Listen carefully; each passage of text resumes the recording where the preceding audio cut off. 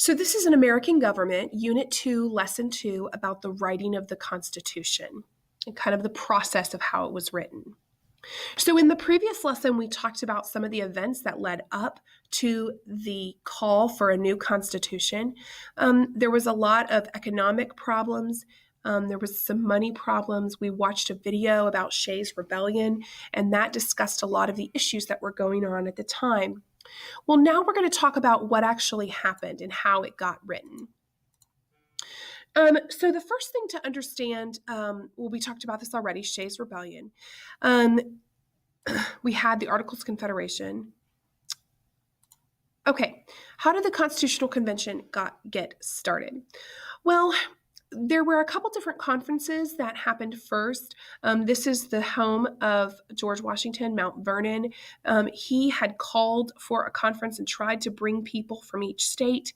The turnout was really poor. He tried a different one, and that kind of failed. And so finally, they tried again, and they said, okay, we're going to meet in Philadelphia. It's going to be in May, so in the summer of 1787, and we're going to revise the Articles. So it was a call to actually to revise them, revise the Articles of Confederation. Okay. Now, the 12 of the 13 states sent people. Rhode Island did not.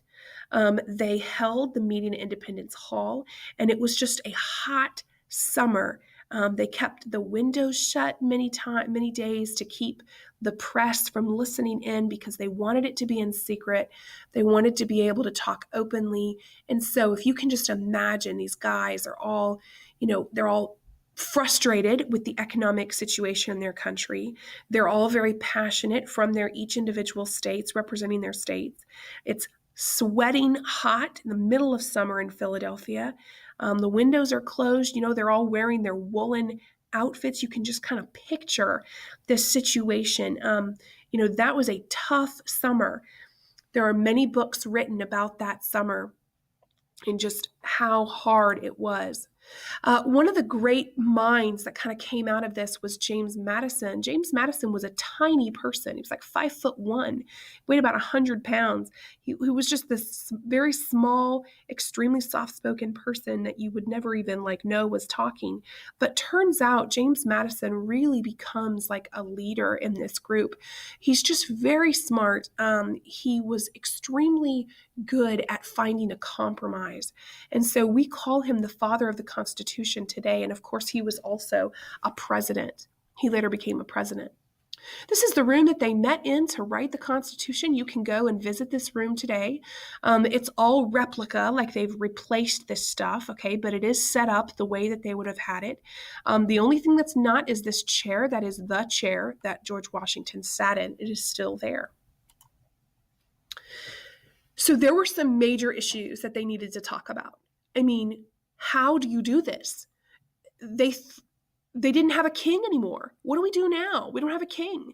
So who's going to be in charge? How do we protect everybody's rights, but at the same time make sure that the country runs? How do we make these 13 states work together? And then, of course, how do you compromise, especially when these states were so different? The South versus the North. The North was more industry related, the South more plantation and farm and agriculture. And of course, there were the social issues like slavery in the South versus the North. I mean, there were lots of different things that caused conflict. Here's a famous painting of the convention delegation. You'll see the painting of the chair there, that same chair. So when we finally got into the Constitution, basically two big plans emerged. The first one was called the Virginia Plan. So the Virginia Plan called for about two houses of the legislature, and they argued for representatives to depend on the population of the state.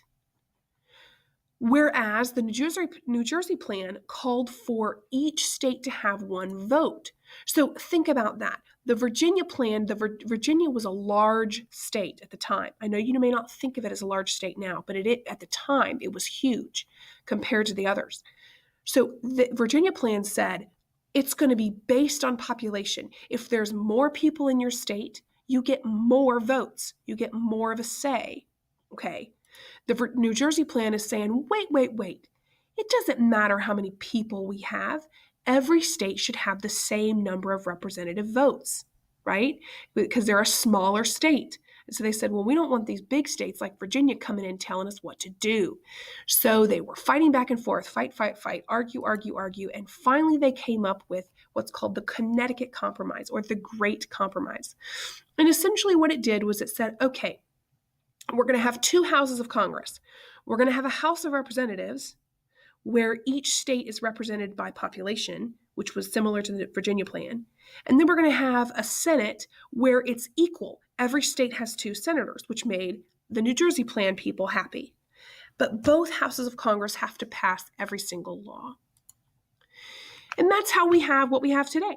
That's where we've got what we've got. Now, there were other issues as well that were discussed. One of them was the northern versus the southern states and how you count African Americans towards the population. So the southern states wanted to include slaves in the population count. Why? Because it would give them more votes. As I said, oh, well, we need to include the slaves. The northern states said, wait. You can't include slaves. They don't vote. So, I mean, you're going to let them vote? Well, no, the South wasn't about to do that, right? So even though, and this is just kind of a conundrum in our history, many of our founding fathers believed in personal freedom, but many of them were also slave owners. The southern states wanted the slaves to count because it would mean more representation for them.